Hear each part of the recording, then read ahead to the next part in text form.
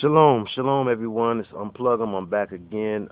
Hope that you're having a blessed day or night, whatever time it is that you happen to be tuning in.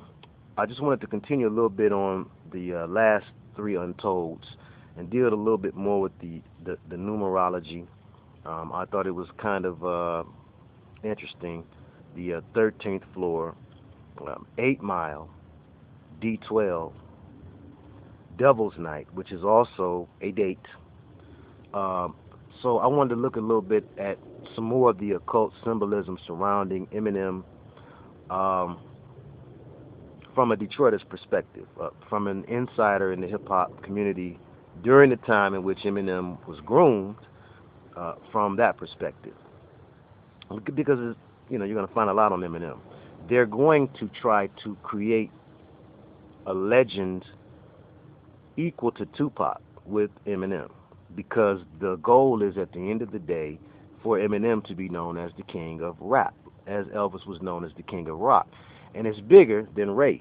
If we fall into the race issue, we have lost, because again, we're talking about spirits that run this machine, this industry, and the spirits are neither black nor white, but they know how to manipulate and use one end against the other, like this expression goes, working both ends against the middle.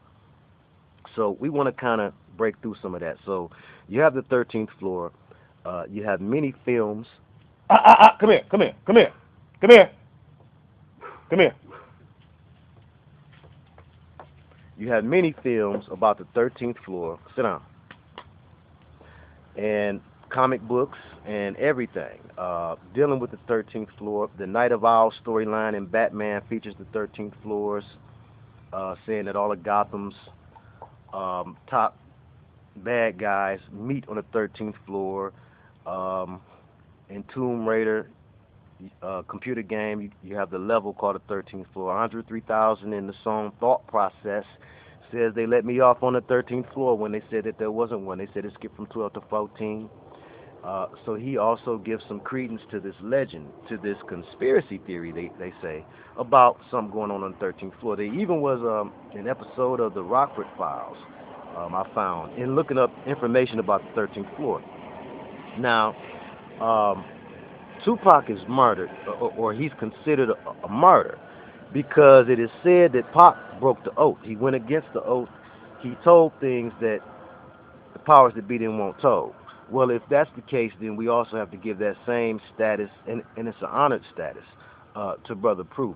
Proof would also be considered then a martyr, because he also broke the oath and told us here in Detroit, in the little intimate hip-hop community that existed prior to Eminem's exaltation, he told us about the 13th floor ritual, and I explained that in detail on the other videos, so we won't go back along that line, but we will kind of jump down through different aspects of the numerology involved in Eminem and D12 and Proof's death and that whole dynamic. So let's start with 8 Mile. I want to thank my buddy here on YouTube, Patriotic Front, for putting me up on the 8 thing and how prevalent 8s are in the orchestrated news that we receive. 8 is a symbol to represent Saturn worship, and we know that Saturn worship is another coded form of Satan worship.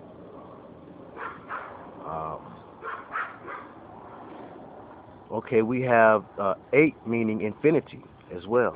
Now, 8 Mile is the dividing line here in Detroit. You know, you've heard it before, but now hear it this way. It's really the dividing line between the hood and the suburbs, and that's between black and white, bottom line. And 8 Mile, the movie, was to help create a division. It was a psychological behavior modification, mind control movie designed to program more racial tension that would be used during this time period, the time period that we're in now, the Trayvon Martin, George Zimmerman false flag energy that's in the air now was predicated or some preparation was done in our minds through a lot of movies and a lot of songs and a lot of things in pop culture. Lucifer is the father of the culture. He's the pop of the culture. But 8 Mile, some very interesting things were done. There was a preparation being done in the minds of white and black by non-whites and non-blacks, by demon spirits, to create more tension between black and white, because there's an undertone in the movie of you Negroes can't get it together without a white leader. And this is the energy that you find in the city of Detroit right now with the mayoral issues, the issues with the mayor, the mayoral race. Right now there's tension because there's suspected ballot tampering that is helping to create the first white mayor that we've had here in years. And I don't care if the mayor's Chinese. Things need to be done above board. And we see the Illuminati hand in that, because there is, this is one of the most segregated cities in America. Black folks stayed in one area, white folks don't stay in Detroit. They are starting to come back now. A Midtown, which was an area that didn't exist when I was coming up. It was an area that existed, but it wasn't named and sectioned off and considered as such like it is today. But the area called Midtown is the area near the university where Parliament Funkadelic and Zap and all of them made their biggest jams. It's in the heart of the hood. There's a university in the heart of the hood called Wayne State University. It's considered there's a word they use, like a government projects type of university. That a lot of experiments are done on that campus, and I maintain some musical experiments were done there also at United Sound Studios, which is on the campus. But I digress.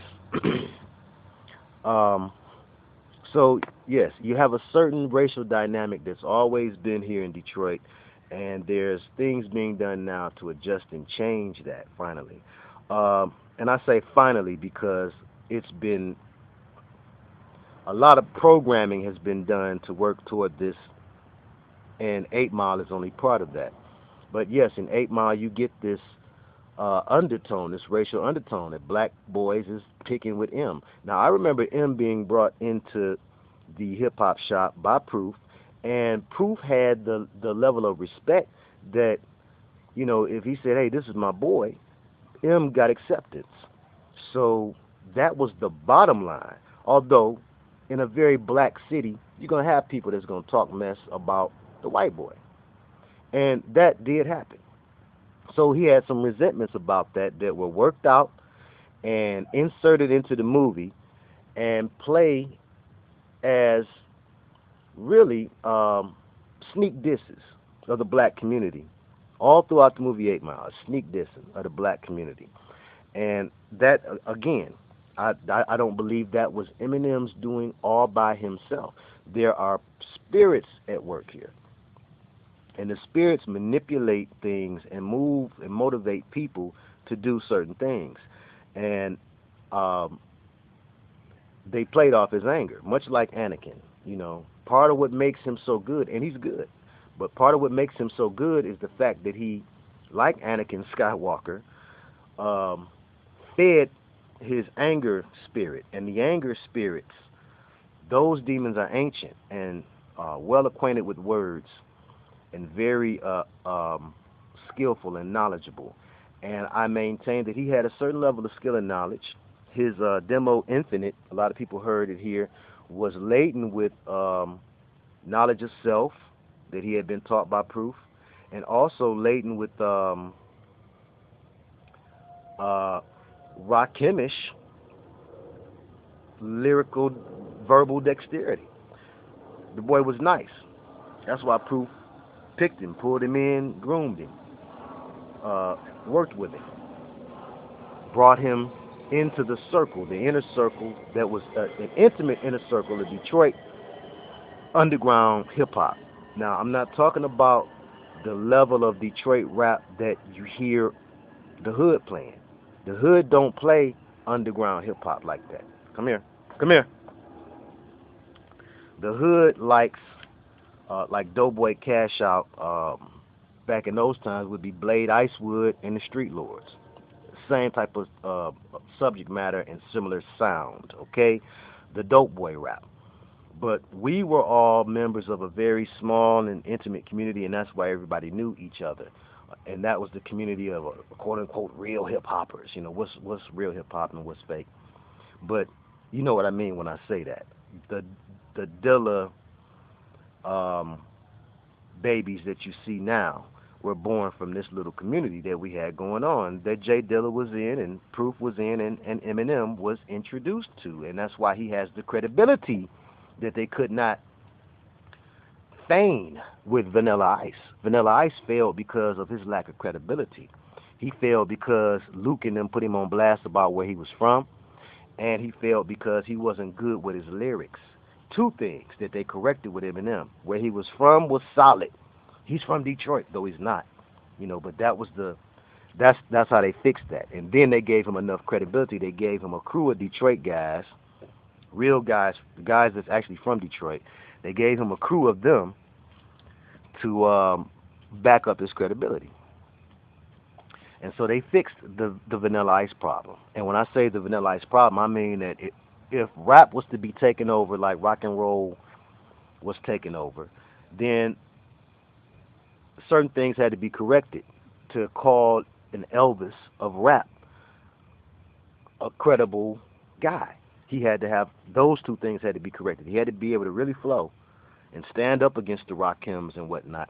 And then he had to also, and that's why you won't hear certain people even talk against him. And I'm not talking against him because he's white. I'm talking against the fraudulent spirit that has brought him to the throne. The fraudulent information that surrounds his legend. Okay, and that needs to be brought out because the truth is the truth. It cannot only just be the truth. It must be told in order to truly set you free and make you liberated.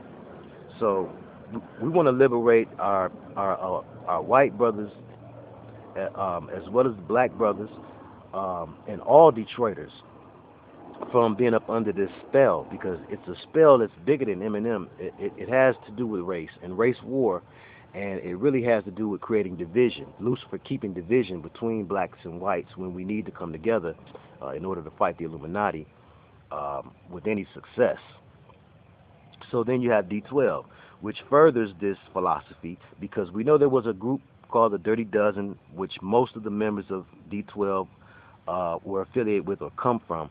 But the D you would think is dirty, and the 12 or dozen. I maintain it really has to do with the 12 disciples and the creation of a false messiah in Eminem's character, especially as exhibited in 8 Mile.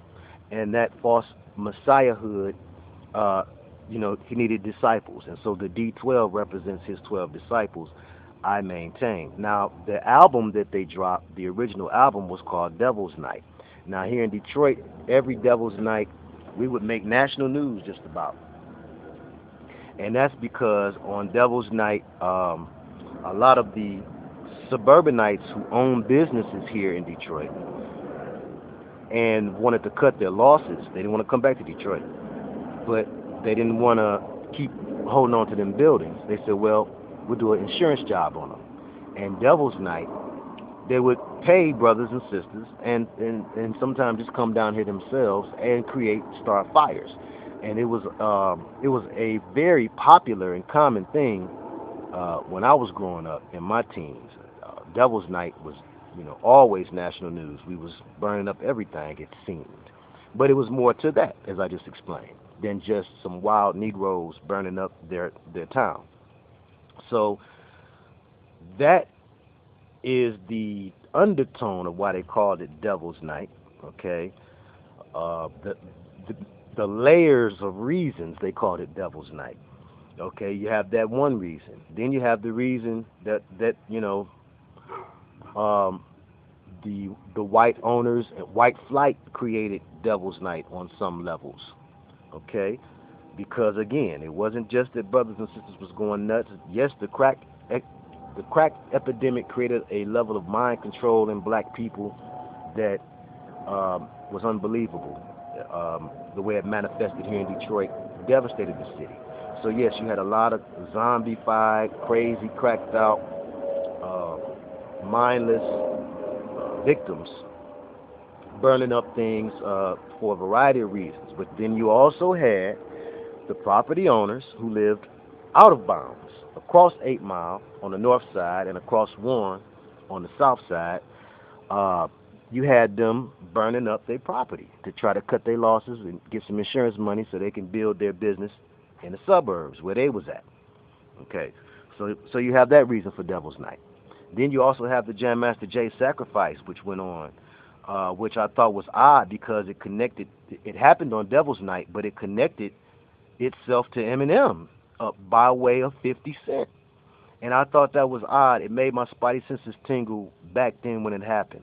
And I thought that was a sacrifice for either M or 50 at the time. And I'm leaning to a 50 because I don't know how they do like one sacrifice per person or what, because with the Jennifer Hudson case, she had a multitude of sacrifices or people killed to punish her, one or the other. So with Eminem, it's widely believed, and I'm not against the theory that that was why Proof was set up to be killed on that date, April 11th. We know 11 is a very important number to the occult, to the wizards especially, 9/11. But April 11, '06 would be 411, which is 606, and that's 66 of the number of the Quiplaw or the fallen. And we know that Proof was enthralled with the fallen angels and had discovered their reality, and it was really doing a number on his concept of reality. There's a picture I had kept for some time, and I've lost it from my archives from the Detroit News of Proof standing in the b-boy stance in front of a picture of a demon with a 666 written on its forehead. It was an artistic rendering of a demon, some odd-looking fat type of demon. And Proof was standing in front of it like this, and it was right behind him, centered in such a way where the photographer had to say, "Yo, Proof, let's stand here," or Proof had to say, "Yo, let me stand here and take the picture," one or the other. And Proof understood too that it was a game that you have to play with these people. And I'm not excusing any backsliding he might have did, or any shortcomings that he might have had, or any weaknesses that he might have had to the spirit realm and the demonic things that were going on around him. But he had a succession of pictures going down the stairwell into his studio. That he didn't have before he went out on tour with him and got to see what was really going on with the 13th floor and the Satanism and whatnot. When he came back a changed man. And he began to put these pictures up then. And they were pictures of angelic beings and demons. Now, you also have the names in the 8 Mile movie. Little Tick was Proof's name, and Rabbit was M's. And that, if that's not a diss, if that's not sneak dissing, I don't know what is. A little tick on a rabbit's back, and the rabbit going down the rabbit hole, representing the mind control that Eminem was going down. And don't get me wrong, I believe Eminem was a victim. So far, that's what I'm believing. Now, how he got in with Proof, I can't tell y'all. I know people that can, but I can't tell you how he got in with Proof. I know the stories I've heard, but I really need to talk to an individual or two to get that really down pat, because that would tell us how innocent him is. But from what I know, he came here when he was about 12 or 13, and where he was at and what type of programming was going on in his mind before that, or what was happening in his life before that, I don't know. But we know that the music industry is a mind control program, and the rehab that people go to, the Winehouse song, "Don't Make Me Go to Rehab," I said no, no, no. Rehab is a place where they tighten up your mind control. So that's where you get the Eminem rehab and relapse and all of that pill popping stuff going on. Also, the pill popping stuff had to do with the mind control that M was under and the effects of it. You know, it was doing a number on his psyche, being an air sign. And proof.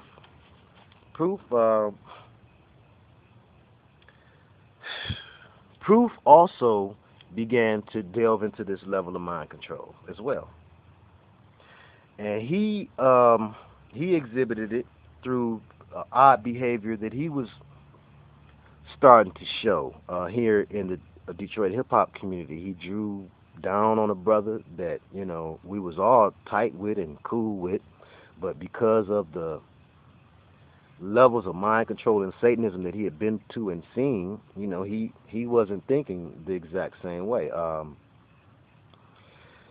And it was doing a number on him, like I know it did a number on him.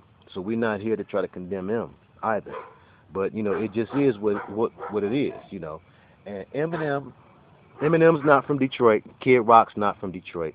It's part of giving them credibility and part of moving the mind of America into accepting that Detroit is not the black place you thought it was. It's not the black garbage can ghetto that you thought it was. And so it has to be killed off and reborn like a Masonic Hiram Abiff ritual. And that's what you're seeing happening now. And they're using black and white like a chessboard in order to manipulate things to cause this to happen. That's exactly what's happening. So, to God be the glory. I thank you all for listening, and I hope that some clarity was brought, you know, on some level. You know, that yes, there's more going on than meets the eye. It's bigger than black and white, though black and white is being used. I maintain it's going to be a race war. The Trayvon Martin thing is a big overplay for the underlay. It's a big game that they running. Brothers and sisters, take your hoods off. You're looking foolish and like some sort of secret society initiate. Okay? Because that has nothing to do with blackness whatsoever. But it does have to do with hiding things and eyes wide shut. So, again, I thank you. This is Unplugem. I know I'm leaving some stuff out, but the dogs are barking and, you know, it's just too much going on right now. I thought I could shoot a little quick video on this beautiful Sabbath day. But, you know, y'all be blessed and just keep your eyes and ears open. Don't fall for this racial stuff. My white brothers and sisters, we need y'all, you know, and I hope that y'all understand it. Y'all need us. We need each other. There's a role that we're supposed to play in nature, and it's Lucifer who's kept us out of our proper and prospective roles. And if we get in those roles right now, under one master, the Most High God, through his anointed Messiah, Yeshua, Jesus, we're going to be all right, and we're going to win this thing. But our people perish for lack of knowledge. So let's stay knowledgeable, as wise as possible. Keep our eyes and ears open. Listen very closely to these guys, especially today. There's going to be a lot of race baiting going on through rap music. Eminem's going to play his part, and others are too. There's a song a brother just told me about a couple days ago called White Man So Stupid. I could not believe that it's really a song, and I haven't heard it yet. So that shows you, you know, that might date this video. But, you know, songs like that, ideas like that, that's the devil, and that's to keep us separated. So as long as we fight each other, we'll never fight him. And that's the game. In all reality, Unplugem, a.k.a. Brother Jack, formerly known as Jacknife, 3 Card Molly, signing out. I love y'all. Shalom.